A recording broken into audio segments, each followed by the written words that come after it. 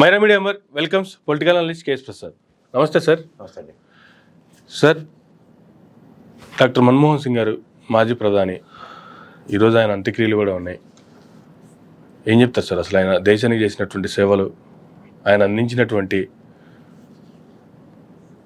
పార్టీకి కావచ్చు, దేశానికి కావచ్చు? అంటే ఒక మహనీయుడిని స్మరించుకోవడానికి జనవరి 26వ తారీఖే లాస్ట్ డే అనిపించేసింది. ఎందుకంటే చరిత్రలో ఓ మహానుభావుడు పివి నరసింహారావు గారు, ఒక మన్మోహన్ సింగ్ గారు అనే ఇద్దరు వ్యక్తులు, అంటే చూడండి మనిషికి రెండు కళ్ళు లేకపోతే ఎలా ఉంటుందో అన్న దగ్గర ఈ మహనీయులు ఇద్దరు లేకపోయి ఉంటే ఆ రోజు విపి సింగ్ చేసిన దౌర్భాగ్యానికి దేశం ఎలాంటి పరిస్థితులను ఎదుర్కొందంటే అసలు ఆర్థిక సంక్షోభం, అసలు చరిత్రలో ఇవాళ అసలు ఒక రోజు ఉందా అన్న పరిస్థితి ఉంటుందని మన భారతదేశానికి. ఏ వెనుజులా అయితే తర్వాత జింబాబ్వే, నెక్స్ట్ శ్రీలంక అని అయిపోయి ఆంధ్రప్రదేశ్ వాళ్ళు మాట్లాడతారు చూడండి కొత్తగా. ఆ భాషలకు అర్థం పరమార్థం ఉండిపోయి ఉంది. అలాంటి దగ్గర నిజంగా చెప్తున్నాను, ఒక భారత ఖండం నిజంగా చేసుకున్న అదృష్టం, భారతావని చేసుకున్న ఒక నిజంగా చెప్పాలంటే భారతదేశం ఎంతోమంది గర్వనీయులైన మహనీయులు కన్నగడ్డ. కానీ ఇప్పుడున్న ఈ ప్రజలు ఇద్దరు మహనీయుల్ని ప్రత్యక్షంగా చూశారు. ఆ మహనీయులు ఇద్దరే, ఒకడు పివి నరసింహారావు అనుకుంటే ఇంకో ఆయన దైవాంశ సంబూతుడైన మన్మోహన్ సింగ్ గారు. ఎందుకంటే పివి నరసింహారావు గారు ఆ రోజు ఆర్థిక మంత్రిగా ఆయనకి అవకాశం కల్పించడం ఉన్నది ఒక ఎత్తి అయితే, 91వ సంవత్సరంలో ఆయన ప్రవేశపెట్టిన బడ్జెట్ భారతదేశ స్థితిని గతిని మార్చింది. ఇవాళ గతి గితి అని ఏవో పొగడి కబుర్లు చెప్పి ప్రతి దిక్కుమాల బడ్జెట్లని ప్రవేశపెడతారు మన నెత్తికి. నిజంగా గతి మార్చిన బడ్జెట్ అంటే 1991 దశకంలో ప్రవేశపెట్టిన మొదటి బడ్జెట్ మన్మోహన్ సింగ్ గారు అనే ఓ మానీయుడు దైవాంశ సమూర్తుడు ప్రవేశపెట్టింది. ఒక గ్లోబలైజేషన్ అనో లేకపోతే ఈ ప్రైవేట్ సంస్థలు పెట్టుబడిదారీ వ్యవస్థని, అంటే గవర్నమెంట్ సెక్టర్లో ప్రైవేట్ సెక్టర్ ఇన్వెస్ట్మెంట్స్, ఈ కాన్సెప్ట్తో దేశాన్ని ఒక చూడండి అశ్వరూఢుడు అంటారు, భరత మాతని ఒక గుర్రం మీద, అంటే గుర్రం మీద నడిపించే పరిస్థితి నుంచి ఇలాగ ఉట్టి కాళ్ళ మీద నడిపించే స్థితి నుంచి 8 గుర్రాలు 12 గుర్రాలు అశ్వరూఢుని చేసి భారతమాతను నిలబెట్టి నడిపించిన ఘనత ఆ మానవుడికే చెల్లుతుంది. అక్కడి నుంచి జరిగిన దాంట్లో కారు అన్నది ఒక చిరకాల స్వప్నం. ప్రజలకు అర్థమయ్యే భాషలో చెప్పాలంటే నోరెళ్ళబెట్టి చూసి వాళ్ళం ఫియట్ కారు, ఒక మారుతి 800 కారు అలా నోరెళ్ళబెట్టి చూస్తున్న తరుణంలో ఇప్పుడు సంజయ్ గాంధీ గారు మారుతి తీసుకొచ్చారు అది ఇది అని చెప్తున్న దగ్గర ఇవాళ వరల్డ్ లో ఉన్న కార్ బ్రాండ్స్ భారతదేశంలో ప్రతి ఒక్కరు ఎఫర్ట్ చేసే అంత పరిస్థితి క్రియేట్ చేశాడు.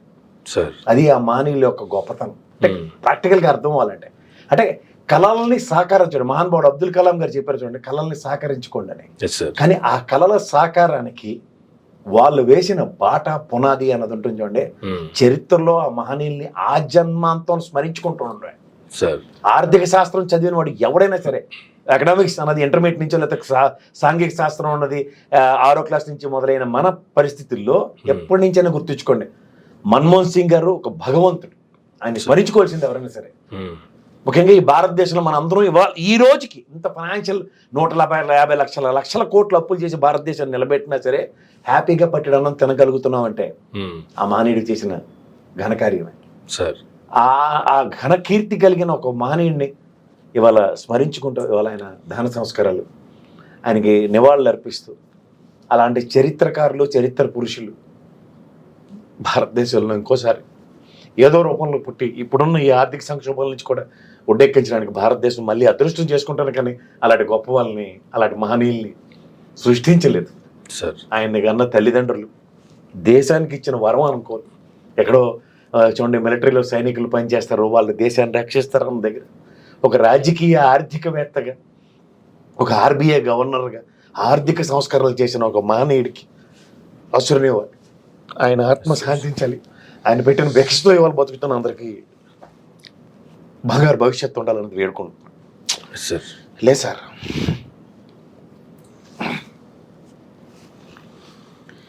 అలాంటి మహనీయులు ఉన్న ఈ దేశంలో ఇవాళ ఆర్థిక శాస్త్రం చదువుకుని కూడా ఇవాళ చంద్రబాబు నాయుడు గారు లాంటి మేధా సంపత్తి ఉన్న వ్యక్తి కూడా ఎలా పనిచేస్తారంటే ఇవాళ నిజంగా ఆయనకు అసురుని వాళ్ళు ఇవ్వడానికి వెళ్తే కూడా ఆయన ఆత్మకు శోభిస్తుంది. ఎందుకంటే కాగ్ రిపోర్ట్ నిన్న చూస్తేనండి గుండె చెరువు అయిపోయింది నిజంగా చెప్పాలంటే. ఏ ప్రాథమిక అంచనాలతో స్టార్ట్ చేశారో, ఏది ఆర్థికంగా మనకి ఎంత వెసులుబాటు వస్తుంది, 2,70,000 కోట్లు ఆదాయం ప్రాథమిక అంచనా వేస్తే కాగ్ రిపోర్ట్ ప్రకారం 210% ఆదాయ లోటు కనబడుతుంది. ద్రవ్య లోటు 120%.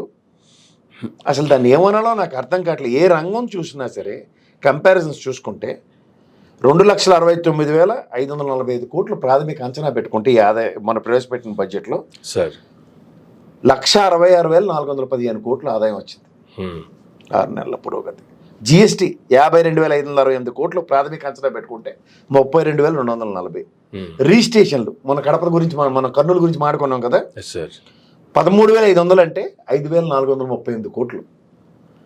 అమ్మకం పన్ను 24,500 కోట్లు అనుకుంటే 11,303 కోట్లు. ఎందుకంటే అమ్మకం పన్ను అంటే మనం పరోక్షంగా కట్టే ట్యాక్స్లే కదా, ఇష్టం వచ్చినట్టు బాధేస్తుంటారు కదా, నిత్యావసర వస్తువులు కొనుక్కోకుండా వాడు బతకలేము కదా. అంచేత మన మీద పరోక్షంగా బతుకుతున్న ప్రభుత్వం కింద దీన్ని అభివర్ణించండి. ఎక్సైజ్ ఆదాయం 25,597 కోట్లు ప్రాథమిక అంచనా అనుకుంటే ఓ లెక్కర్ పాలసీ సూపర్ డిజైన్ చేసాం. తమ్ముళ్ళు కోటలు తాకంటే నేను వస్తే మీకు మందుకు కొద ఉండదు అన్నాం. కానీ రాష్ట్ర ఆదాయం ఆలోచిస్తే 13,154 కోట్లు పడిపోయి ఉంది. పన్నులు వాటా 35,395 కోట్లు అనుకుంటే 22,088. ఎన్డీఏ కూటమిలో ఉన్నారు కదా, పన్నులు వాటా కూడా తెచ్చుకోలేకపోతున్నారు. మళ్ళీ స్కెచ్ 2 క్లెచర్స్ మీద ఉన్న ప్రభుత్వం, అందులో చంద్రబాబు నాయుడు గారు లేకపోతే దిక్కు దివనం లేదంటున్నారు. కనీసం పన్నుల్లో వాటా కూడా తెచ్చుకోలేకపోతే కేంద్ర గ్రాంట్లు ఇది అసలైంది 30,333 కోట్లు తీసుకొస్తామని చెప్పి 9,703 కోట్లు తీసుకొచ్చారు. అప్పులు మాత్రం వాళ్ళు చాలా తెలివైన వాళ్ళు. మీకు ధరంపోవడ దీక్షలు అతి దగ్గరలో ఉన్నాయి, మీరేం టెన్షన్ పడక్కర్లేదు. ఇదే కంటిన్యూ అయితే నెక్స్ట్ ఇయరే ధరంపోవడ దీక్షలు స్టార్ట్, మ్యూజిక్ స్టార్ట్. దీంతో ఒక్కడికి కూడా ముందుకెళ్ళలేదు రాష్ట్రం. వీళ్ళు చెప్తున్న పకోడీ కబుర్లకి వాస్తవ రూపం ఎలా ఉందో ఒకసారి చూసుకోమనండి. గ్రాంట్ల రూపంలో 33,333 కోట్లు తెస్తామని 9,703 కోట్లు తెచ్చారు. గ్రాంట్ల లోటు కూడా ఉంది. మొత్తం ఏం 2,68,629 కోట్లు అనుకుంటే 1,65,950 కోట్లు మాత్రమే. రెవెన్యూ వ్యయం 2,35,916 కోట్లు అనుకుంటే 1,57,620 కోట్లు. పెట్టుబడి వ్యయం 32,712 కోట్లు, 8,329 కోట్లు. అరే బాబు, అసలు ఇన్ఫ్రాస్ట్రక్చర్ డెవలప్మెంటే లేదు. గత ప్రభుత్వంలో అసలు చెరగబెట్టేశారు. మనం అందుకు శ్రీలంక అయిపోయింది. లేకపోతే మేము వస్తే అసలు సంపద సృష్టితో పాటు పార్లగా అసలు బంగారం లాంటి రోడ్లు, బిల్డింగులు, అసలు ఇవన్నీ కబుర్లు చెప్పారు కదా. ఏది 8,329 కోట్లు, అంచనాయే 32,712 కోట్లు. తీసుకున్న రుణాలు ఇది మాత్రం సూపర్, 68,340 కోట్లు. ఏం చేస్తే 65,590 కోట్లు పర్ఫెక్ట్గా రీచ్ అయిపోయారు. బడ్జెట్ ప్రవేశపెట్టడానికి మిగిలింది కూడా తెచ్చుకోవచ్చు. దీన్ని రివర్స్ చేస్తే సంపద సృష్టిస్తాం అన్న దగ్గర అప్పులు ఊబికి నెట్టిన ఈ ప్రభుత్వం చేత ఏది పడితే అది. ఇప్పుడు దీనికి ప్రాబ్లం లేదు, నేను ఇవాళ విశ్లేషణ చేస్తుంది తప్పు వచ్చు రైట్ వచ్చు. కానీ నేను ఒకటే చెప్తున్నా, మీరు చెప్పిన మాటలకి ఇక్కడికి చాలా కాంట్రడిక్షన్ ఉంది. నేను సంపద సృష్టిస్తాము, దేశం నుంచి ఆర్థిక సంక్షోభం నుంచి రాష్ట్రాన్ని వెసుకలు తీస్తామని తిరిగి మీరు వచ్చిన తర్వాత ఆర్థిక సంక్షోభం తీవ్రంగా ఉండి కాగ్ రిపోర్ట్ని మీరు అన్నాలు దాస్తారు. ఆ రిపోర్ట్ని అయితే మార్చలేం కదా. అది ఒక చిత్రాలు మార్చేది చిత్రాలు కదా నేను. సో ఇది అనుకుంటే నెక్స్ట్కి వచ్చేసరికల్లా అండి, మనం ఏం పాపం చేసామో తెలియదు కానండి సార్, ప్రతిసారి ఎన్డీఏ కూటమే ఉంటుందండి. మనకి ఉదాహరణకు వైజాగ్ స్టీల్ ప్లాంట్ దానికి ఉపద్రవం వచ్చినప్పుడు ఎన్డీఏ కూటమి ఉంటుంది. కానీ మహానుభావుడు వాజ్పేయి గారు ఎప్పుడైతే బిఆఫర్కి రిఫర్ చేస్తే దానికి మీరు గమనించట్లేదోనండి, ఆ రోజు దీనికి ముడిసరికే ప్రాబ్లం అని ఎన్ఎండిసితో ముడిపెట్టి మనకి ముడిసరికితో నిన్నటిదాకా ఇంక్లూడింగ్ హ్యూజ్ ఎక్స్పాన్షన్కి వెళ్ళి అంత స్థాయి క్రియేట్ చేసిన తర్వాత మళ్ళీ వాళ్ళకి డిజిటల్ ఇన్స్ట్రుమెంట్ స్కీమ్లో ఇది కోడిపేటలో దొరికింది. అంటే బాగా కలకల్లాడుతున్న ఎత్తుకెళ్ళిపోవడం అలవాటు అయిపోయింది కదా. మొన్న ఎల్ఐసి ఇలాంటివన్నీ బాగా అలవాటైంది కదా ఎన్డీఏ కూటమికి. మన కడుపు అన్నమాట. ఎంతో మంది అసురుని వాళ్ళు, అమృతరావు గారు ఇలాంటి చలపతిరావు గారు ఇలాంటి మానీయులు ప్రాణత్యాగాలతో వచ్చిన ఆ ఫ్యాక్టరీని ఎట్లాగైనా సరే కైంకర్యం చేసేయాలి. అదాని అంబానీని అదాని పెడతాను కదా, నిద్ర పట్టదు. సో ఇప్పుడు కొత్త తరహా ఏంటంటే నిన్న మెట్రల్ని తీసుకెళ్లారట. గత ప్రభుత్వం అయితే జిందాలంటే వాళ్ళతో మరి కరాచీలకి షేర్లు ఇప్పించుకోవడానికి వాటికి బాగుంటుంది. కానీ నవాజ్ షరీఫ్కి ఇక్కడికి వచ్చేసరికల్లా మళ్ళీ ఎన్డీఏ కూటమిలో వీళ్ళకి నచ్చిన మిత్రులను తీసుకెళ్ళకపోతే పాత మిత్రులు మళ్ళీ నెత్తికెక్కిస్తే కుదరదు కదా. అప్పుడంటే వాళ్ళకైతే పరిమళనత్వాన్ని, మనకేమో ఆయన ఎవరిని సురేష్ ప్రభు గారిని ఇచ్చారు బహుమతులు రాజ్యసభలకి. ఇప్పుడు ఎవరిని ఇస్తారన్నది తర్వాత ప్రశ్న, అది వేరే సంగతి. ఆర్ కృష్ణ గారిని తెచ్చారు అనుకోండి, అది వేరే సంగతి. సార్ ఈ విధంగా చూసుకుంటానంటే బాధ ఎక్కడ వస్తుందంటే, ఈ కుమారస్వామి గారు ఒకలే గెలిచి కూడా ఒకలే కేంద్రంలో పవర్ఫుల్ మంత్రి అయిపోయి మనకి ఎంతమంది గెలిచి ప్రభుత్వం నిలబెట్టిన ఈ ప్రభుత్వం అనుకున్నా సరే కష్టపడి కట్టే ఎయిర్పోర్ట్లన్నీ యదాన పోయడానికి మా రామ్మోహన్ నాయుడు గారికి మంత్రి పదవి ఇచ్చారు. వెరీ గుడ్, చాలా బాగుంది. ఎక్కడ అనుమానం రాకుండా విజయవాడ నుంచి ఎక్కడికంటే మన శ్రీశైలానికి అత్యధిక లాసుల్లో ఉండి ఇంక రేపు మాపం మూసేస్తారన్న స్పైస్ జెట్ అప్పుడు కూడా ఇలాగ పెట్టకథలు చెప్పి 100 ఫ్లైట్లు 100 చార్టర్లు కొనేస్తారు, వీళ్ళు ప్రపంచం తిరగబెట్టేస్తారన్న కథకి ఆంధ్రప్రదేశ్ ప్రభుత్వం మాత్రమే నమ్మేలా పరిస్థితి క్రియేట్ చేసి ఇదే స్పైస్ జెట్తో విజయవాడ నుంచి శ్రీశైలం, శ్రీశైలం నుంచి విజయవాడకి ఆ రోజు ఎగిరింది. మరి తర్వాత ఎగిరి ఏటో మరి నాకు తెలియదు, దాని మీద వార్త అయితే నేను చూడలేదు. అలాంటి దగ్గర వీళ్ళు మనని మోసం చేస్తూ యూనియన్ మినిస్టర్ కుమారస్వామి గారు 10,000 కోట్లు Visvesvaraya factory for revival plan in Karnataka. ఇదే 15,000 కోట్లు రివైవల్ ప్లాన్కి ఇస్తారు. ఇదే 15,000 కోట్లు మనకు వరల్డ్ బ్యాంక్ నుంచి సహాయం అందిస్తారు ఏంటి అమరావతిని ఎత్తికేయడానికి. ఇదండి మన వివక్షకి, ఆంధ్రప్రదేశ్ రాష్ట్రం గురవుతున్న వివక్షకి ఈ లెగేసుకుని పొగేసుకుని మరి నరేంద్ర మోడీ లేకపోతే మేము బతకలేము, ఆయన ప్రధానమంత్రి విశ్వవిఖ్యాత నట సార్వభౌమని రామారావు గారి బిరుదుని విశ్వగురు అన్న షార్ట్ టర్మ్లో గుర్తు చేసుకుంటూ ఆయనకి సపోర్ట్ ఇవ్వడానికి వీళ్ళు అర్రులు చేస్తూ ఉంటారు. ఇంత అపారమైన అనుభవాలు ఉన్నవాళ్ళు. అంటే వైజాగ్ స్టీల్ ప్లాంట్కి అయితే బిఎఫ్ఆర్కి రిఫర్ చేసేయాలి, ఈ విశ్వేశ్వరయ్య ప్రాజెక్ట్కి అయితే వాళ్ళు మినిస్టర్ గారు కాబట్టి గతంలో కూడా ఇదే ఒరిస్సా నుంచి మినిస్టర్ గారు ఎవరైతే ఉన్నారో కేంద్ర ఉక్కు మంత్రి ఉన్నాడో మొహానికి మనకి ప్యానీలు చెల్లి వైజాగ్ స్టీల్ ప్లాంట్కి దహనకాండ స్టార్ట్ అయింది ఆ రోజు నుంచి. ఇప్పుడు పక్కనే మనసుంటే తిప్పుతూ ఉంటారు మినిస్టర్ని. ఇప్పుడు కర్ణాటకకి ఇచ్చారు వంతు, విశ్వేశ్వరయ్య ప్రాజెక్ట్ నిలబడుతుంది, మళ్ళీ వైజాగ్ స్టీల్ ప్లాంట్ అలో లక్ష్మణ్ ఏడుస్తుంటారు. ఈ కార్మిక సంఘాలు జ్ఞాపకం రావు, 4,000 మంది నిరుద్యోగులను తొలగించిన దానికి జ్ఞాపకం రాదు, డెప్యుటేషన్ మీద వేరే వేరే ప్రాంతాలకి వేరే స్టీల్ ప్లాంట్లకి వైజాగ్ స్టీల్ ప్లాంట్ నుంచి అపరమేధ శక్తిని పంపిస్తున్న ఉలుకు కులుకు ఏమీ ఉండదు. చేత ఇలాంటివన్నీ చూసిన తర్వాత కూడా మనం ఎవరి గురించి ఏం మాడుతున్నాం ఏం చేస్తున్నాం అన్నది ఒక్కసారి చూసుకోమనండి. ఈ కంపారిజన్స్లో ఎక్కడ ఇది ఏం జరుగుతుందన్నది చూసుకోమనండి. తర్వాత ఈ పేపర్లు ఈ చెత్త చెదారం వార్తలు రాసి ప్రజల్ని ఎలా పక్కదారి పెట్టించారో చూసుకోమనండి. మనం ఏం చెప్పక్కర్లే. ఇంత స్థాయి కలిగిన క్లెక్చర్స్ మీద ఉన్న ప్రభుత్వంలో ఏవియేషన్ మినిస్టర్ తెచ్చుకుంటారా? బడ్జెట్ అలొకేషన్స్ ఉండవు, ఏవియేషన్ మినిస్టర్ అంటారు. అప్పులు ఇస్తుంటేట గ్రాంట్లు ఎంత ఇందాక చదివాను కదా సార్, 33,000 కోట్ల పైసలకి ఏం చేస్తే 9,000 ఇస్తే గ్రాంట్ రూపాయలు ఇవ్వండి కూడా అలాగే దమ్ము తేరి లేకపోతే మరి దేనికి ఎన్డీఏ కూటమిలో పురంధేశ్వరం గారిని గెలిపించుకోవడాక చుట్టరికాలు చూసుకునే సారీ స్వామి వీరేజెట్టి వివక్ష కదా మీకు ఎమ్మెల్సీ అందుకే ఆయన తెలియనాడు. ఎమ్మెల్సీ ప్రమాణ స్వీకారం రోజు ఒక్కరోజే పొగిడాడు, తర్వాత నుంచి ఇంకెప్పుడు చంద్రబాబు పేరెత్తి నువ్వు పాపాలు పోలే. ఇవన్నీ గమనిస్తూ ప్రజలు ఒక్కసారి గ్రహించుకోగలిగితే మనం ఎంత వివక్షకు గురవుతున్నా ఎన్డీఏ కూటమి మన దగ్గర. తర్వాత దీంతో పాటు ఇంకొక గణాంకాలు కూడా ఉన్నాయండి. ఒకసారి మనం ఎక్స్పోర్ట్స్, ఐటీ ఎక్స్పోర్ట్స్ విశాఖలో ఇది ఫైనాన్షియల్ క్యాపిటల్ అని డిప్లొమాటిక్ వేలో ఈ భౌగోళికాలను అంది చంద్రబాబు గారు చెప్పినవి బాగా నచ్చాయి కదా మీకు, బాగా నచ్చాయి కదా, వెన సొంపుగా కూడా ఉన్నాయి కదా మీకు. గతంలో నేను 3 క్యాపిటల్ ఆర్థిక రాజధాని విశాఖ చేస్తానంటే జగన్మోహన్ రెడ్డిని అబాసుపాలు చేసేస్తాను కానీ మీకు నిద్రపట్లే కదా తెప్పల ఛానల్ ఏనండి. ఇప్పుడు ఒకసారి స్టాటిస్టిక్స్ చెప్దాం. మీరంతా సిఏ సమిట్లు ఇన్ని పెట్టేశారు కదండి. 13-14లో పోనీ రాష్ట్రం ఏర్పడిపోయింది, కొత్తగా వచ్చింది 1,450 కోట్లు. ఎందుకంటే ఆల్రెడీ అప్పటికప్పుడు మీరేం తయారు చేయలేదు కదా విశాఖని, ఎగ్జిస్టింగ్ ఐటీ సెక్టర్ త్రూగా 13-14కి 1,450 కోట్లు చేశారు. ఇది ప్రజలు బాగా గమనించండి సార్, ఎందుకంటే నేను చెప్తున్న డేటా ఆల్రెడీ రాష్ట్ర విభజనకి 13-14 సంవత్సరం అనగానే రాగానే కొత్త ఇండస్ట్రియలైజేషన్ జరగదు. ఎందుకంటే జూన్లో ప్రభుత్వం వచ్చింది 2014లో. 13-14 ఫైనాన్షియల్ ఇయర్ అంటే ఎప్పటి నుంచి వస్తారు నాకు తెలిసి మార్చి-ఏప్రిల్ నుంచి, నెక్స్ట్ మార్చి-ఏప్రిల్లో చూస్తారు. అంటే ఇక 8 నెలలు టెన్యూర్ అనుకుందాం బడ్జెట్ ప్రవేశపెట్టి లోపుగా. అంటే పాత బాటలతోనే వీళ్ళు కొత్తగా కాలు చేయకూడదు తీసుకుని ఇక్కడ ఓటుకు నోటు కేసులు ఈ బాధలన్నీ అయిన తర్వాత కదా అమరావతి తరలి ఆంధ్రప్రదేశ్ మీద సెంట్రిక్గా ఫోకస్ చేశారు. మాటకు వస్తే సమైక్య రాష్ట్రం నుంచి విడిపోయిన రాష్ట్రంలో మొదటి సంవత్సరంలో 1,450 కోట్లు ఐటీ ఎక్స్పోర్ట్స్ అండి. ఇప్పుడు మాట్లాడదాం 19-20 దీపై టైం కదా. అసలు ఐటీ సెక్టర్లో మరి లోకేష్ గారు అద్భుతాలు సృష్టించారు. ఈడు వచ్చిన తర్వాత అంతా ఎత్తేసారు, చచ్చిపోయింది ప్రపంచం. మేమైతే అసలు ఎలా కాపాడేసి ఉందో అని మనకు అన్ని పకోడి కబుర్లు చెప్పారు కదా తపేల ఛానల్ త్రూగా. Yes sir. 19-20 exports, IT exports చూస్తారండి 718 కోట్లు. ఎంతండి? 718.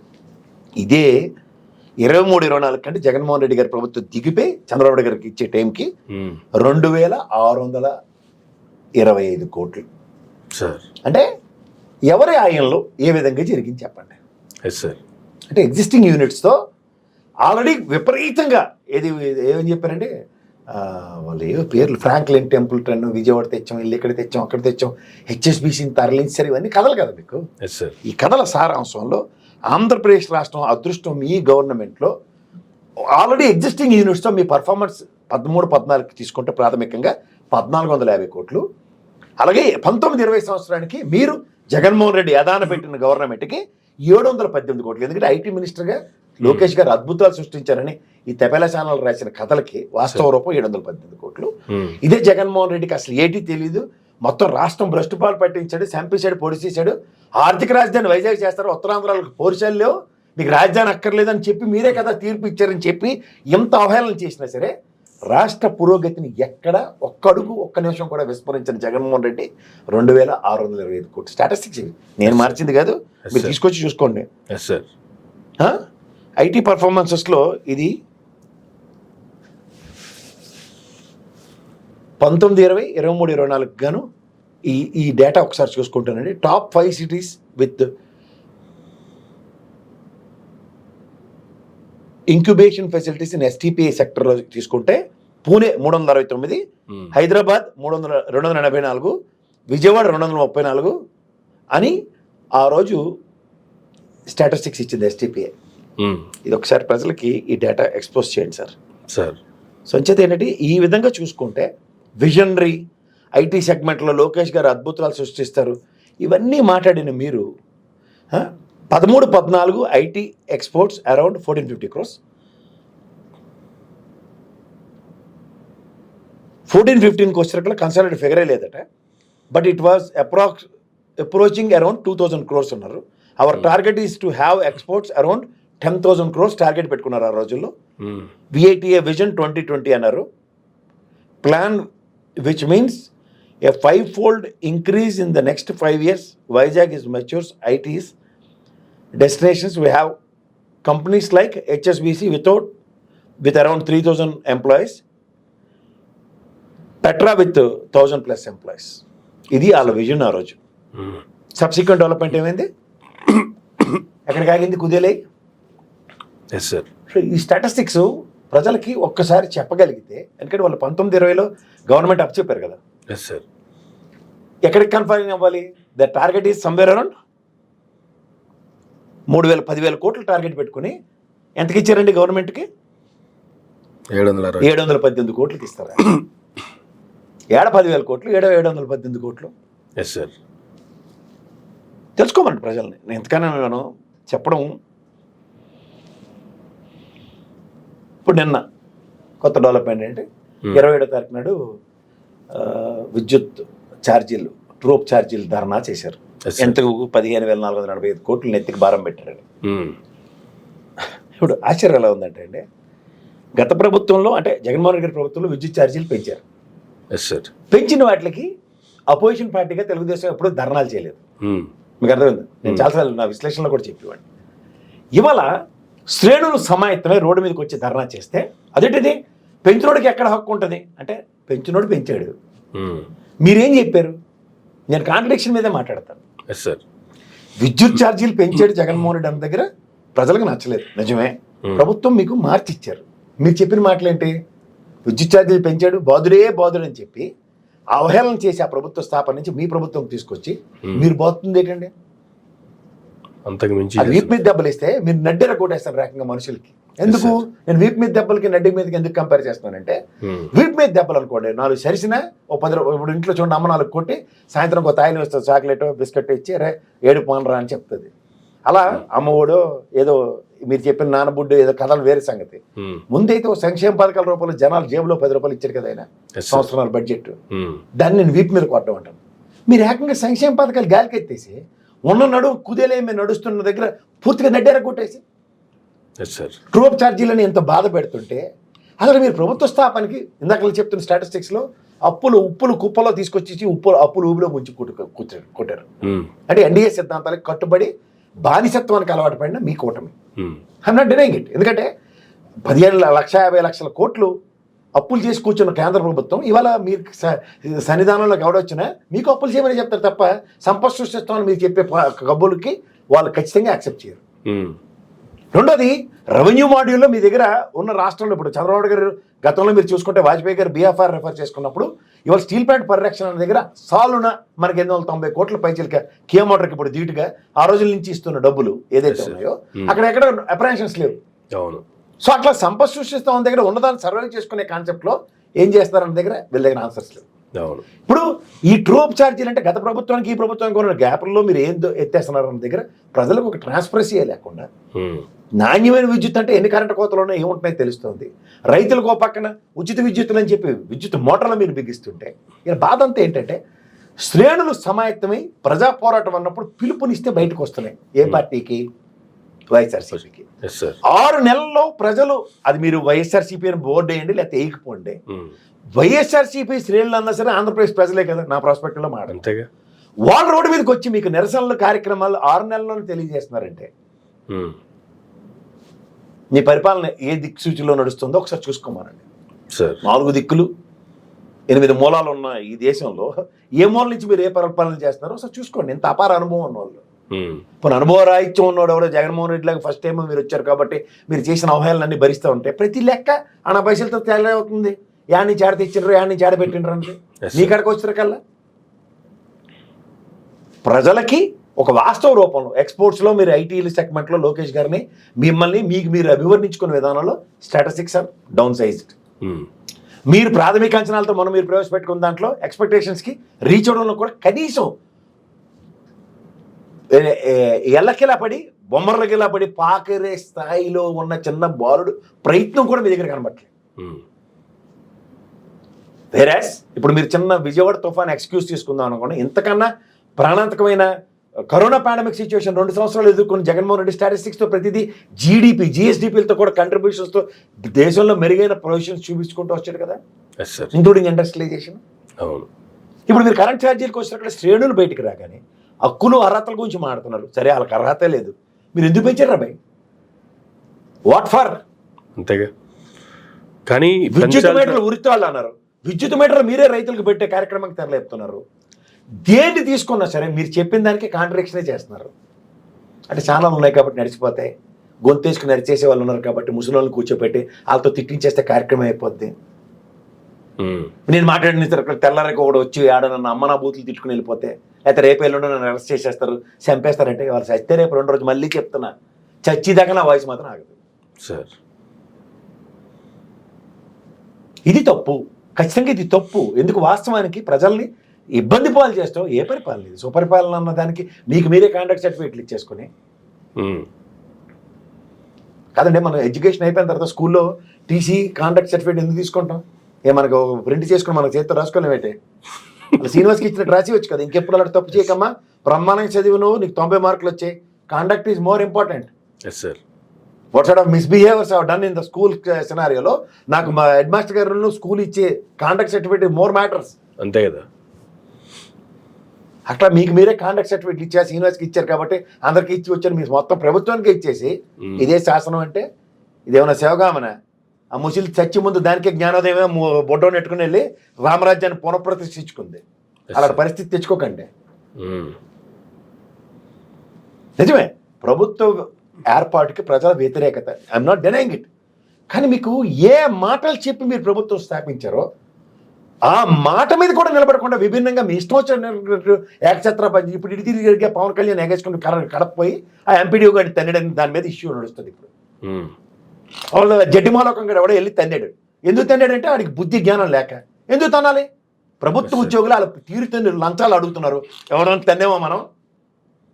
అలా భారతీయుడు సినిమాలో బాలక ఎవరు కమలాసన్ గడికి డిస్క్రిప్షన్స్ ఉన్నాయి కాబట్టి ఆడు ఓవర్ యాక్షన్ చేశాడు ఆ సినిమాలో. మీకు మన మొహాలకి ఎవరికైనా పౌరుషాలు ఉండి చచ్చాయా సార్? లంచాలు జడ్డి వేదంలో ఇచ్చుకుంటున్నాం కదా.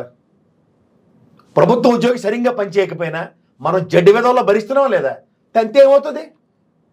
ఉద్యోగానికి విఘాతం కలిగించాడట. ఒరే నిన్న ఇలా కౌశిక్ రెడ్డి ఎమ్మెల్యే దిక్కుదేమని లేదు పంచకోట పోలీస్ స్టేషన్ బంజారాహిల్స్ పోలీస్ స్టేషన్లో గరావు చేస్తే ఇవాళ వాళ్ళ నాన్నగారికి ఆపరేషన్లని ఎక్స్క్యూజెస్ తీసుకొని తప్పించుకుని తిరుగుతున్నాడు. మనకు లేవా డిస్కషన్స్? ప్రభుత్వ ఉద్యోగికి విఘాతం కలిగించి కానీ ఆడి జీవితాలు మనకి విఘాతం కలిగిస్తూనే ఉన్నాడు. మనం ఎడ్డిమాలోకంలో భరిస్తూనే ఉన్నాం జడ్డి వేద వల్ల. కానీ మన దగ్గర అమ్మో దీన్నే భయంతో కూడిన పిరికితనంతో కూడిన జడ్డితనం అంటారు. వ్యవస్థని మనం భ్రష్టు పట్టించి ఇవాళ వ్యవస్థ తెగించి ఎక్స్పెక్ట్ చేయడం మన జడితనం సార్. వ్యవస్థ పనిచేయనివ్వట్లే, వ్యవస్థను మనమే పనిచేయనివ్వట్లేదు.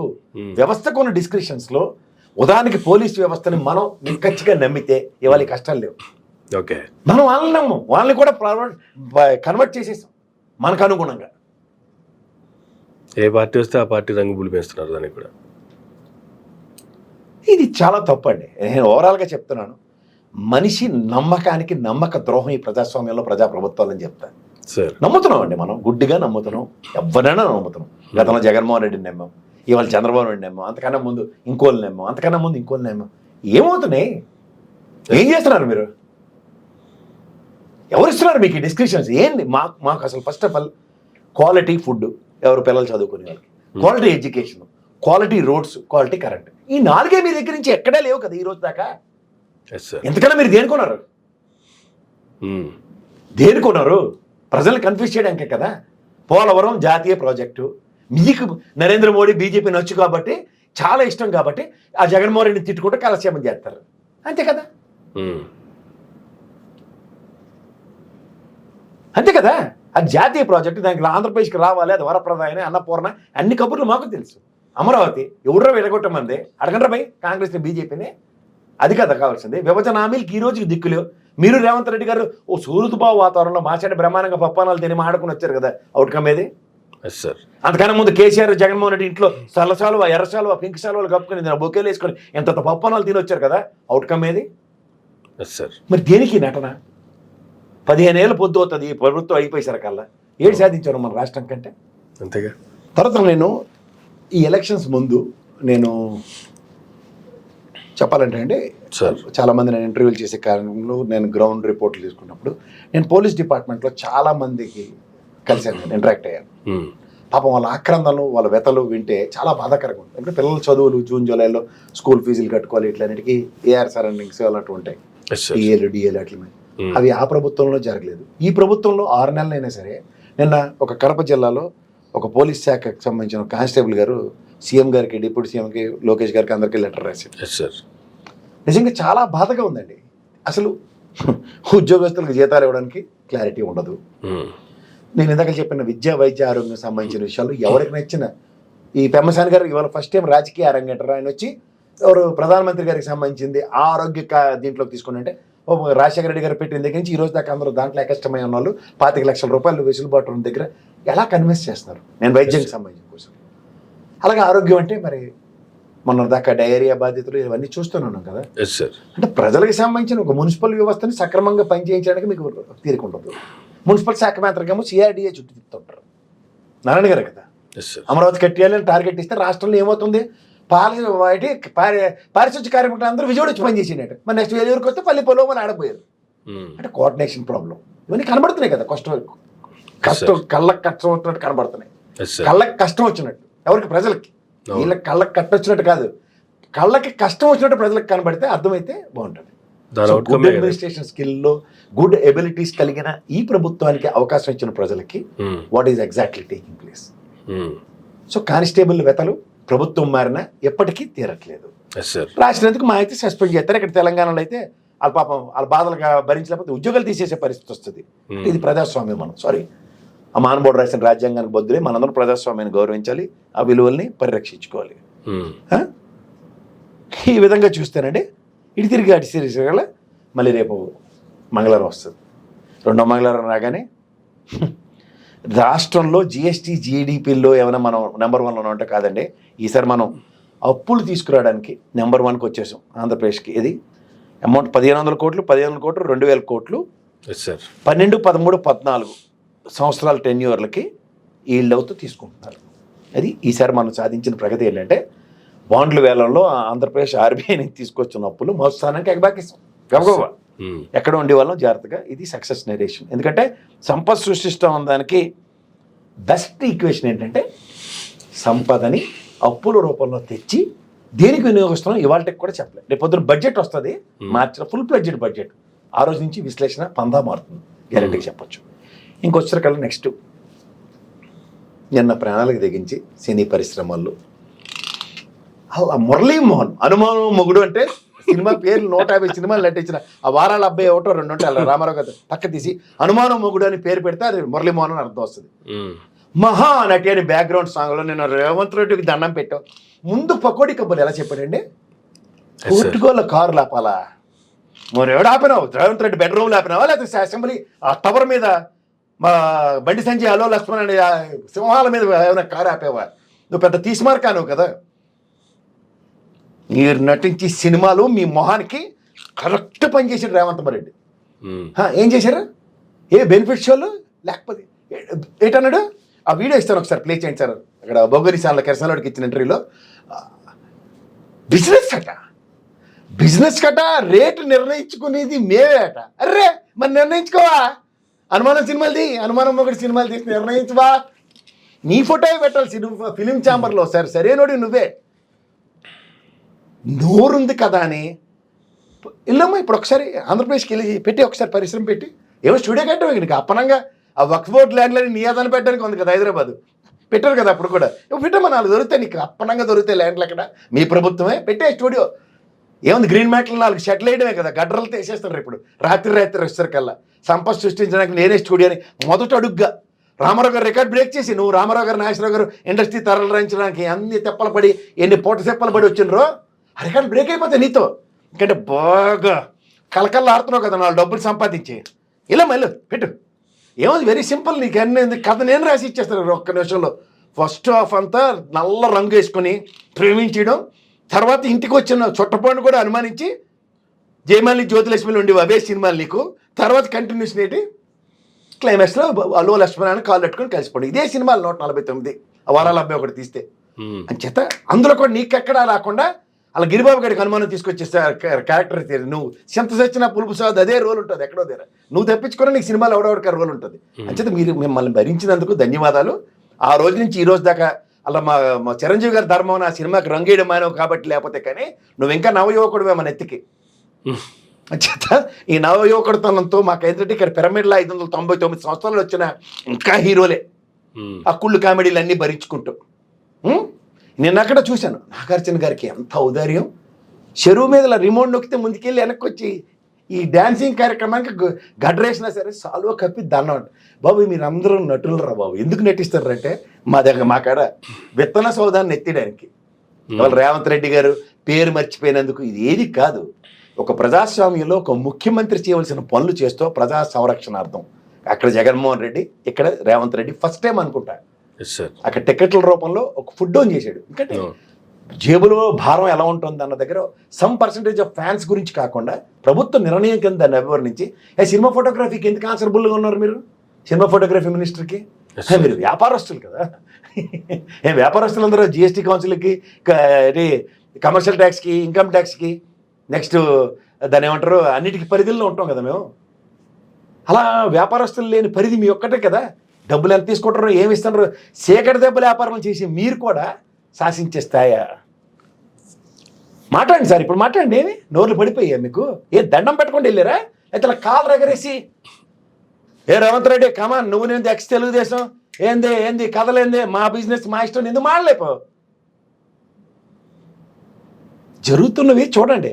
రెడ్డి గారు అని పవన్ కళ్యాణ్ గారు అనగానే రెడ్డి రాజు గారు అయిపోయారు కదా. ఇప్పుడు ఎందుకు మరి రెడ్డి గారు ఎవరు ఆపారు? మీరు ఫిల్మ్ ఛాంబర్లో ఒక గౌరవ సముచితమైన స్థానం కూడా ఇచ్చారు కదా రేవంత్ రెడ్డి గారు. మీరందరూ ఎందుకు మాట్లాడలేకపోతున్నారు? ఎందుకు మిరడౌన్ అవుతున్నారు? శాసించండి. ఇండస్ట్రీ ఇక్కడ ఉన్నంతకాలం ఒక అభయహస్తం ఇచ్చిన ఒక ప్రాంతీయ పార్టీ కనబడేసరికల్లా మిట్టలాడారు కదా అక్కడ. ఇంకో ప్రాంతీయ పార్టీకి వచ్చి అక్కడ ఇప్పుడు కూడా అక్కడ ప్రాంతీయ పార్టీ జాతీయ పార్టీ ఆచ్ఛాదనతో ఉంది. అందులో ఎలగబెట్టిన పొజిషన్స్ అన్నీ మాకు తెలుసు కదా. మురళీమోహన్ గారు ఎక్స్ రాజ్యసభ కదా మీరు. అబ్బాబ్బా మీకు ఆఖరికి నేను ఇవాళ గుండు చేయించుకొచ్చిన మా స్వామివారు కూడా మీ క్యాస్టే కదా. ఒకసారి మాట్లాడదాం సార్, అన్నీ కలిసి ఒకసారి వెళ్ళి మీరు శాసించండి. ఒకసారి ఇండస్ట్రీని చక్రాలు వేసుకున్న ఆంధ్రప్రదేశ్లో ఉచిత ల్యాండ్లు ఇస్తారు, అమరావతిలో స్టూడియోలు ఇస్తారు, మీకు ఏం బాధ బందిరి లేదు. కట్టండి కట్టండి, గబగబా కట్టండి. కట్టేసి మీ ఇష్టం వచ్చిన రేట్లు, ఇలా బట్టలు నొక్కడమే కదా మీకు, ఇలా రేట్లు మేము డిసైడ్ చేస్తాం. రాత్రికైనా లోపు బయట ఇలా మొక్క ప్యాక్ కట్ చేయగానే యువతల పక్క కార్డు ఫస్ట్ కార్డులోనే పడిపోవాలి మీకు. ఒక్క రోజులో 100 కోట్లు వచ్చేయాలి. చేయండి ఒకసారి చేయండి అమ్మా. ఒక్కసారి ఎన్ని కబుర్లు ఎన్ని సాల్వాలు కప్పారు కదా, వెళ్ళి ఏం చెప్పండి రేవంత్ రెడ్డి ఇస్తాడు అన్న బెనిఫిట్స్. జనవరి పండగకి వచ్చేస్తారు కదా, ఒక్కొక్కడు 599 సంవత్సరాల నల్ల రంగు ముగ్గుబొట్టు వేసుకొని మన ఎత్తుకొస్తారు కదా, కదల్లేక డ్యాన్సులు, చిన్నపిల్లలు డ్యాన్సులు చేస్తే కడుపు మంటలు, కుటుంబాల్లోనే కడుపు మంటలు ఇవన్నీ వేసుకొస్తారు కదా మన ఎత్తికి. ఈ ఏడావిలో మా మోహన్ బాబుని మర్చిపోయారు అందరూ. మోహన్ బాబు గారు అడ్రస్ లేరు ప్రస్తుతానికి. బాగా మంచి ప్లాన్ వేశారు మీరు. మళ్ళీ అక్కడ కులపరంగానే బ్రహ్మాండమైన కులపరమైన ఈక్వేషన్ ప్లే చేశారు, చూసారా? Yes sir. నిన్న మాత్రం మీకు ఆస్కార్ అండి మురళీమోహన్ గారు. ఇంక మీకు మామూలుగా ఈ సినిమాల్లో మీరు రంగులు వేసుకొని అనుమానంతో ఇంత బాధ అక్కర్లే, కానీ మీకు నిన్న రేవంత్ రెడ్డి గారి దగ్గర ఆస్కార్కి మామూలుగా లేదు. వాళ్ళకి డైరెక్ట్ నామినీస్ కూడా ఉండవు. ఇంకా ఈసారి ఎవరికి ఆ నటులకి ఇవ్వదలుచుకోలేదు. ఎంత గొప్ప నటన ఒక ఎస్ఎన్ఎల్ ఛానల్లో ఇచ్చింది ఇంటర్వ్యూకిను, అక్కడ ఒక స్తంభానికి ఆనుకుని వృద్ధాప్యాన్ని కవర్ చేసుకుని మాట్లాడిన దానికి నెక్స్ట్ నిన్న రేవంత్ రెడ్డి గారి దగ్గర ప్రదర్శించిన తీరుతెన్నులకి మా సావిత్రమ్మ, ఎస్వి రంగారావు గారు లేట మహనీయులు, ఇంక్లూడింగ్ రామారావు నాగేశ్వరరావు గారు కూడా ఎందుకు పనికిరారు సార్? మిమ్మల్ని మించిన వాళ్ళు లేరు, మీకు మీరే సాటి. శబాస్. పైగా అందరూ 1.5 గంటల సేపు వెయిట్ చేశారట సార్. 10 గంటలకు అపాయింట్మెంట్ ఇచ్చి 11:30కి వచ్చారట రేవంత్ రెడ్డి గారు. అరే మీరు ఎవరో మీరు మమ్మమ్మ ఆ తర్వాత మహారాజులు రాబాయ్ మీకు అంతసేపు వెయిట్ చేయించారంటే అలా మళ్ళీ ఎంట్రీ బాబు వాళ్ళు రెడీగా ఉన్నారు అక్కడ మీకోసం కాసుకుంటూ. ఇదా అసలు ఈ ప్రభుత్వం అసలు ఏమనుకుంటున్నారు మా గురించి? మేము వీఐపీ తీసిమాటలు కానలు కదా బాబు. వాళ్ళు తలుచుకుంటే చేతులు కట్టుకుంటారా? మీరు చేతులు కట్టుకుంటూ నిలబడతారా? How dare you are. Come on సండి సార్, రెండు ఇంటర్వ్యూలు ఇవ్వండి, చాలా బాగుంటుంది. నెక్స్ట్ ఇయర్కి ఎలక్షన్స్కి బాగా లైనప్ పోతాయి, సామాజిక వర్గాలన్నీ సమీకరణాలకి బ్రహ్మాండ పనికి వస్తాయి సార్. 1.5 గంటన్నర వెయిట్ చేస్తారా సార్? మీరు అసలు ఏమనుకుంటారు? ఆ 1.5 గంటన్నరలో అదే మా పవన్ కళ్యాణ్ గారు అయితే రోజుకి 2 కోట్ల 20 కోట్ల సార్? 2 కోట్లు. 2 కోట్లు అంటే గంటకి ఎంత అండి? లెక్కేయండి. ఆ లెక్కన మీ 1.5 గంటన్నర ప్రెషియస్ టైము తలకు రంగు వేసుకోవడానికో లేకపోతే దేనికో వాడుకోవాల్సిన టైంని ముఖ్యమంత్రి గారి దగ్గర కేటాయిస్తారా? అసలు ఏమనుకుంటారు? అసలుకి అంత ఫిట్నెస్ ఫ్రీక్ అయినా నన్ను పోర్టుకో దాకా నడిపించుకొచ్చిన జగన్మోహన్ రెడ్డి గారితో కంపేర్ చేస్తే మేము నవ యువకులం సార్. ముగ్గుబొట్టు వేసుకుని వెళ్తే మమ్మల్ని 1.5 గంటన్నర నడిపించి మరి ఆడ బెడ్రూమ్ దాకా తీసుకెళ్ళారు మరి రేవంత్ రెడ్డి గారు. సెక్రటరీలో చాంబర్ ముందు అలాగే రామారావు గారు సినిమా ఉంటుంది, అదే కారు పైకి ఎక్కేస్తే డర్రమని తిరుక్కొని అలాగే మళ్ళీ మన కారు ఏమైనా ఎక్కిపోయిందేమో లేకపోతే అలా రాజేంద్ర ప్రసాద్ నటించిన సినిమా ఒకటి ఉంటుంది, అదే మా మాట కారు బాట సినిమా. ఆ కార్లలో బట్టలు నేను పెట్టుకోవాల్సింది సార్. డైరెక్ట్ రేవంత్ రెడ్డి గారు ముందు దిగిలా కారు. బ్రహ్మాండమైన విఐపీలు కదా మీరు. అమ్మ మురళీమోహన్ గారు అయితే అమ్మమ్మ జైబేరీ కన్స్ట్రక్షన్స్, వక్ ల్యాండ్లు ఇలాంటి మీద మీరు సాధించిన పురోగతి ప్రగతి ఆంధ్రప్రదేశ్ చరిత్రలో ఇవాళ రియల్ ఎస్టేట్ రంగాన్ని ఆచార మార్గం ఎక్కడికో తీసుకెళ్ళిన మీ స్థాయికి మీరా వెయిట్ చేయడం. అలా చూడండి మన రేవంత్ రెడ్డి గారు జస్ట్ ఇలా షెడ్ ఎలాగంటే తీసేస్తామని మీకు ఒక్కరికి వచ్చిన వెసులుబాటు కూడా మేము చూసాం సార్. అబ్బా మీకు మీరే సాట్ సార్. హైదరాబాద్ వచ్చి మీకు పక్కన పెడితే అయ్యో బాబాయ్ అనుకోండి సార్, తెల్లసాక తూచి ఏది మరి పప్ప అంచేత ఇవన్నీ చూసిన తర్వాత మనం బాబు ప్రజలం కదా మనం. ఆయన విఐపి సార్, ఆయన అనుమానం విఐపి గారు. అంచేత అనుమానం విఐపి గారికి ఎలాగైనా సరే సముచిత స్థానం ఇచ్చి ఏం చేస్తారో ఒకసారి చేయండి. 1.5 గంటన్నర వెయిట్ చేస్తారు ఆయన్ని. ఆయన ఎక్కడైనా ఆయన స్థాయి ఏంటి? ఆఫ్టర్ ఆల్ తలుచుకుంటే చేతులు కట్టుకొస్తారా? చేతులు కట్టుకున్నాడికి ఇంటికి తీసుకెళ్ళి సాల్వా కప్పితే హౌ డేర్ యూ అని మాడారు కదా. రండి సార్ రండి, అందరూ రండి, మీరు అందరూ ఈ కళ్ళతో ఎదురు చూస్తున్నాం. కానీ వీళ్ళంతా వెళ్ళారు, మాట్లాడారు. అసలు ఏ విషయాల కోసం మాట్లాడటానికి వెళ్ళారు అవన్నీ పక్కదారి పెట్టించి అసలు ఇండస్ట్రీలో బెనిఫిషియల్ లాంటివి కావచ్చు, లేదంటే టికెట్ల రేట్ల హైక్ అనే విషయం కావచ్చు, అవి చాలా చిన్న అంశాలు. అవన్నీ అసలు లెక్కలో కూడా కాదు. హైదరాబాద్ని ఫిల్మ్ ఇండస్ట్రీని ప్రపంచ స్థాయికి ఎదగడానికి ఏం చేయాలో దానికి సంబంధించినటువంటి మీటింగు. ఆయన ఆల్రెడీ రామోజీ గారు చేశారు కదా, చరిత్ర సృష్టించారు అక్కడ రామోజీ ఫిలిం స్టూడియో కట్టి, అది ఇంటర్నేషనల్ స్టాండర్డ్సే. Yes sir. చేత ఇప్పుడు మా జయబేరి తారంగాను ఇవన్నీ ఉన్నాయి కదా, ఇవన్నీ ఎడ్ చేస్తాయన్నది కావాలి. మా ఎమ్మెల్యే గారు అందరూ మాడినవన్నీ 100% కరెక్ట్.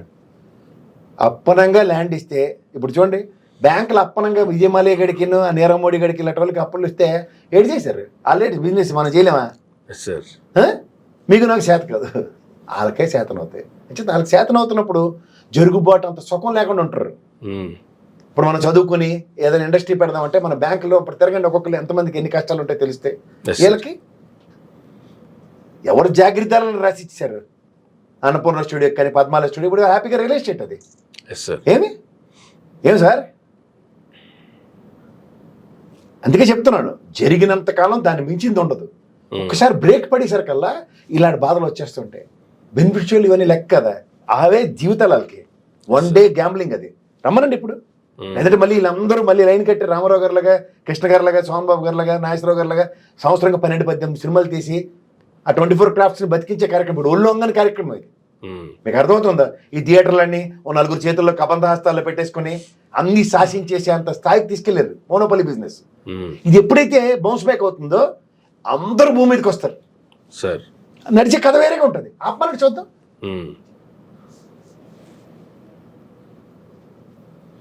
ఆత్మలు సార్ ఇప్పుడు తెలుస్తుంది కథ. వీళ్ళు రాత్రి కుబేర్లు అయిపోవడం కాదు, రాత్రి మట్టి కొట్టుకుపోవడం కాదు, శాశ్వత పరిష్కారాలకి వెసులుబాట్లు తీసుకుంటున్న కొత్త ప్రభుత్వాలు ఇవి. గత జగన్మోహన్ రెడ్డి గారిది కానీ ఇప్పుడు రేవంత్ రెడ్డి గారిది కానీ ఈ శాశ్వత ప్రయోజనాలు ఎప్పుడైతే పరిరక్షించబడతాయో కొన్ని ఇండస్ట్రీలు సర్వైవ్ అవుతాయి. ఉపాధులు కల్పించడం అనేది బాధ్యత అండి ఇండస్ట్రీది, ఏదే ఇండస్ట్రీ అయినా సరే. ఉపాధి కల్పించిన తర్వాత తాత్కాలిక ఉపశమనాలు తీసుకుని లాంగ్ టర్మ్ రన్స్ కాకుండా short term runs short term gains కి స్టార్ట్ చేస్తారో ఈ షార్ట్ టర్మ్ గెయిన్స్ అవుట్కమ్స్ ఎట్లాగే ఉంటాయి సార్.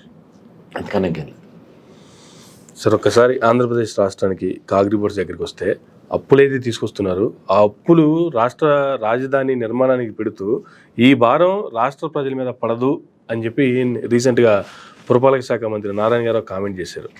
ఈ భారం ఎవరి మీద పడుతుంది సార్? రాష్ట్ర పడుతుందని చెప్పండి, ఇంకో ఇంటర్వ్యూ పెట్టి మీ మీద పడుతుంది నా మీద పడుతుందని చెప్పమానండి, అప్పుడు మేము మాట్లాడతాం. చెప్తున్నారు సార్ ఇది. నిన్న రిలీజ్ చేసిన ఒక రిపోర్ట్లో they said very clearly that crystal clearly sir how long it's going to be on your head అన్నది చెప్పారు. ఇప్పుడు వరల్డ్ బ్యాంక్ ఏదైతే 15,000 కోట్లు కేంద్ర ప్రభుత్వ పూచితో మనకి ఇస్తున్న అప్పుని ఏదో నారాయణ గారు ఏదో తాత్కాలిక నారాయణ మంత్రం చెప్పినట్టు చెప్పినా సరే వాస్తవానికి అది ఖచ్చితంగా ప్రజల మీద పడే భారమే. అంతే కదా. అది అమరావతి సెంట్రిక్ గా మీరు కట్టే, ఇప్పుడు హైదరాబాద్ సెంట్రిక్ గా డెవలప్ అయింది, మొత్తం ఏపీ స్టేట్ లో ఉన్న ప్రతి ప్రజ మీద అప్పడినట్టే కదా సమైక్య రాష్ట్రంలో. అదే కదా ఇప్పుడు అందరూ బాధపడుతుంది. మనం సెంట్రిక్ గా ఎప్పుడైతే ఒక దగ్గర సెంట్రిక్ ఫోకస్ చేసామో, ఇప్పుడు ఉదాహరణకి కియా మోటార్స్ అనంతపూర్లో పెట్టారు, దాని రెవెన్యూతో అనంతపూర్ వాళ్ళకి భారం పడినా సరే కాంపన్సేట్ అవుతుంది. అలాగే శ్రీ సిటీ ఉంది తిరుపతి, చిత్తూరు పరిసర ప్రాంతాలు. వీటిలన్నిటి వల్ల రెవెన్యూ మాడ్యూల్స్ ఎప్పుడైతే వస్తాయో equivalent investment and capital, return on investment ఉన్నప్పుడు మనకి ఎవరికి ప్రాబ్లం ఉండదు. కానీ సెంట్రిక్గా దీనివల్ల ఏమొస్తుంది? నేను మొన్న విశ్లేషణలో కూడా చెప్పినాను, కొత్త హైకోర్టు భవనంతో కానీ, కొత్త సెక్రటేరియట్తో కానీ, కొత్త అసెంబ్లీలతో కానీ ఉపాధి కల్పించబడదు.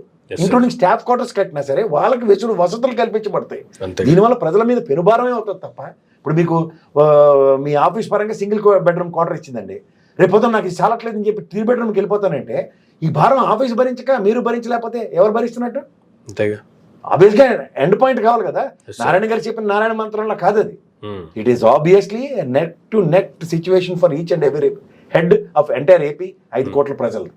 సో దీన్ని బట్టి అర్థం చేసుకోవాల్సిన విషయం ఏంటంటే అప్పులు ఒక పర్పస్ఫుల్ గా చేయండి, ఆ పర్పస్ దేనికో జస్టిఫై చేయండి, దాని మీద రిటర్న్ ఆన్ ఇన్వెస్ట్మెంట్. ఇప్పుడు మీరు ఉదాహరణకి 34,000 ఎకరాలు ల్యాండ్ పూలింగ్ చేశారు ఎగ్జాంపుల్, దాన్ని ఏం చెప్పారు? సెల్ఫ్ సస్టైన్ ప్రాజెక్ట్ అన్నారు. కన్విన్సింగ్, ఎవరికి డబ్బులు భారం లేదు, పైపచ్చి వాళ్ళకి 1000 గజాలు 200 గజాలు ఏవైతే ఇస్తున్నారో దీనివల్ల వాళ్ళకి ఆర్థికంగా నష్టపోకుండా పంటలు పండించట్లేదు కాబట్టి దాని కన్స్ట్రక్షన్ అయ్యాక కౌలు ఇస్తారు. Convincing. But it comes to this ఏడగా సింగపూర్ కన్సల్టేషన్ ఎత్తుకుపోయింది. మీ విజన్ విజ్ఞరీతో ఏదో తీసుకొస్తారో దాన్ని బట్టి చేస్తారన్న దాకా కాకుండా అప్పులు తెచ్చి మాట్లాడతామంటే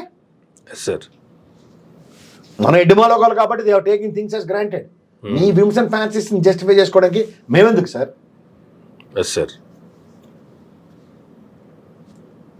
సో ఫైనల్గా ఏదైతే జనాలకు చెప్పారో అవే నిజాలు అని నమ్మించే ప్రయత్నాల్లో భాగంగా ప్రతిదీ గత గవర్నమెంట్ విధ్వంసం చేసింది, నాశనం చేసింది. ఇప్పుడు కరెంటు ఛార్జీలు పెంచినప్పుడు కూడా ట్రూప్ ఛార్జీలు 15,000 కోట్ల భారం వేసింది ముందు కూడా. గతంలో ఆ ప్రభుత్వం విధ్వంసం చేసింది కాబట్టి దాన్ని ఇప్పుడు రికవరీ చేసే క్రమంలో భాగంగా ప్రజల మీద భారం వేస్తున్నాం అనేటువంటిది మళ్ళీ కవరింగ్ చేసుకునేటువంటి ప్రయత్నాలే జరుగుతున్నాయి. ఇప్పుడు వాళ్ళు అన్నది కూడా అదే కదండి. ఇప్పుడు వాళ్ళు ఏదో కింద మీద పడి కరెంటు ఛార్జీలు పెంచారు, కాదంటలే పెంచారు. నేనే చాలాసార్లు ఆర్గ్యూ చేశాను కూడా దాని మీద. ప్రతిపక్షం నుంచి స్పందన ఏదన్నదే నా ఫస్ట్ ఆక్రందన. ఇవాళ మీరు పెంచిన దానికి ప్రతిపక్షం నుంచి స్పందన చూపిస్తున్నారు. సార్ మీ దగ్గర స్పందన లేదు కదా, అది మీకు కడుపుమంట అంటే.